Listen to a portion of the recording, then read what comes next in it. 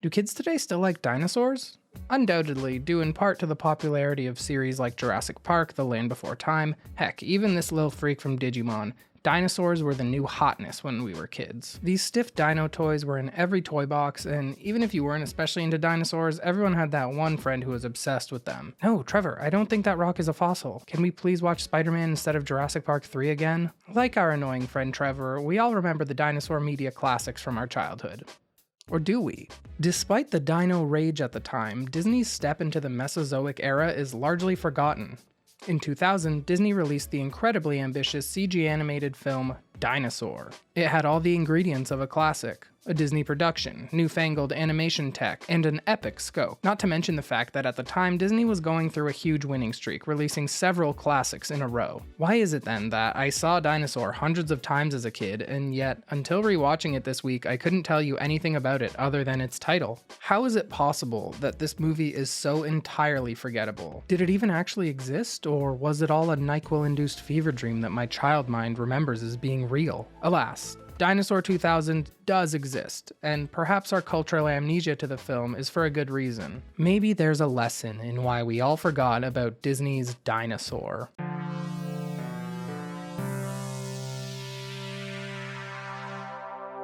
Get this. The initial idea for Disney's Dinosaur was pitched to Paul Verhoeven on the set of RoboCop all the way back in 1986. Naturally, the man who gave us this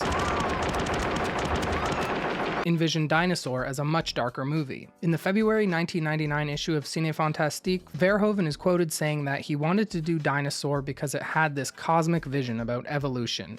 He planned on ending the film with a huge battle between the protagonist and the antagonist, while a gigantic comet moved closer to the Earth. In the end, although the good guy wins, there's nothing to win anymore because the comet hits Earth and all the dinosaurs die. The end of the film was the beginning of the human race. Holy shit, Paul.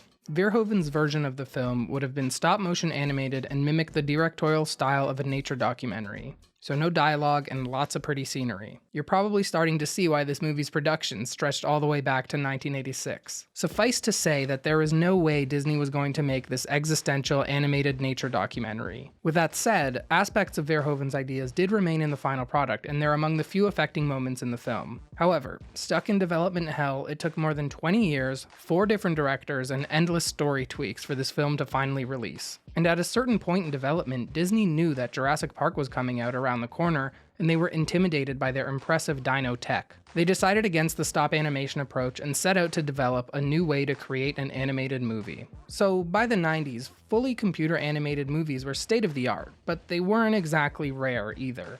In this era, we started to see early films from Pixar and DreamWorks, and even Disney themselves dabbled in computer animated sequences during the Disney Renaissance. What makes the animation tech unique in Dinosaur, though, is that it isn't entirely made in a computer. All of the backgrounds and sets are real locations.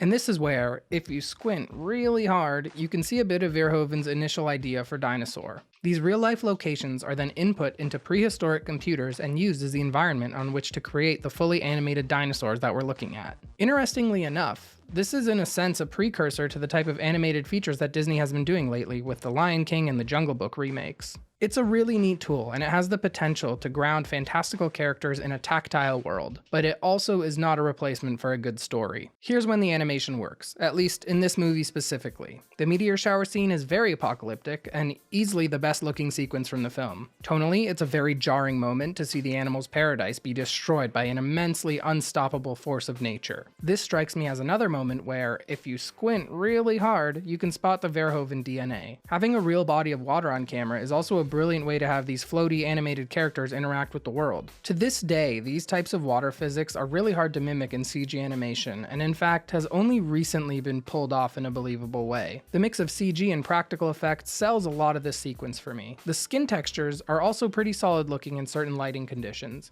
However, the hair animation tech isn't quite there yet, and neither is facial animation. Most of the characters have these empty looking voids for eyes. It's not quite abstract enough for the audience to project themselves onto, like say, any of the human characters in recent Pixar movies.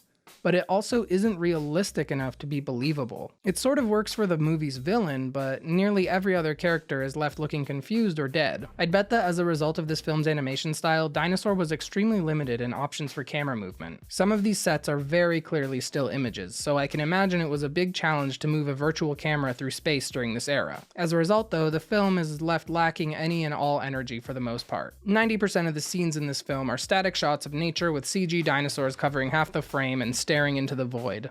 The best sequence is easily the very opening because it's full of movement and camera flourishes, not to mention the great score by James Newton Howard. There's tension, lots of oohs and ahs. There's an energy that's conveyed without a single word. Plus, just look at this awesome chicken lizard thing. I love this guy, look at him. It's a genuinely epic opener to a movie about dinosaurs, and frankly, it deserved to be attached to a better film. Does this movie hold up?